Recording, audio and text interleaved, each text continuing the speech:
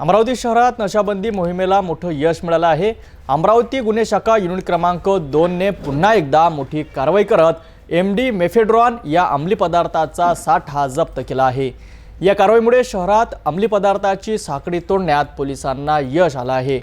काय आहे संपूर्ण प्रकरण पाहूया सविस्तर रिपोर्टमध्ये। अमरावती शहरात अंमली पदार्थांविरोधात सुरू असलेल्या मोहिमेला गुन्हे शाखा युनिट 2 ने नवं बळ दिलं आहे। पोलीस निरीक्षक संदीप चव्हाण यांच्या नेतृत्वाखालील पथकाने 23 जुलै रोजी आणखी 9 ग्रॅम एमडी जप्त केली आहे। 20 जुलै रोजी याच पथकाने अतिक बेग अनीस बेग आणि मोहम्मद रिजवान अब्दुल गणी या दोघांकडनं 110 ग्रॅम एमडी जप्त केली होती। चौकशी दरम्यान आरोपींनी हा अंमली पदार्थ सय्यद जमीर उर्फ मुज्जू सय्यद नूर याच्याकडून घेतल्याचे सांगितले। या माहितीच्या आधारे 23 जुलै रोजी दुपारी 4:30 वाजता सय्यद जमीरला वेलकम पॉइंट येथून ताब्यात घेण्यात आले। त्याच्याकडून 8 ग्रॅम 86 मिलीग्रॅम एमडी हस्तगत करण्यात आली आहे।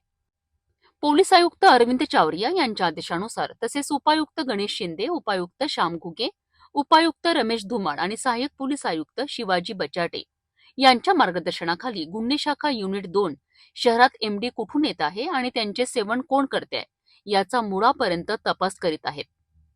अमरावती पोलिसांनी सर्व नागरिकांना आवाहन केले आहे की त्यांच्या आजूबाजूला कोणी गांजा, एमडी किंवा इतर ड्रग्सची विक्री किंवा सेवन करताना आढळल्यास तात्काळ गुन्हे शाखेला किंवा स्थानिक पोलिसांना माहिती द्यावी।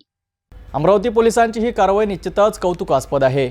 अंमली पदार्थाच्या विरोधात पोलीस दल पूर्ण ताकदीने उतरले असून नागरिक सहकार्य करतील अशी अपेक्षा आहे। शहराला नशामुक्त करण्यासाठी पोलीस आणि नागरिकांचे सहकार्य महत्त्वाचे ठरेल।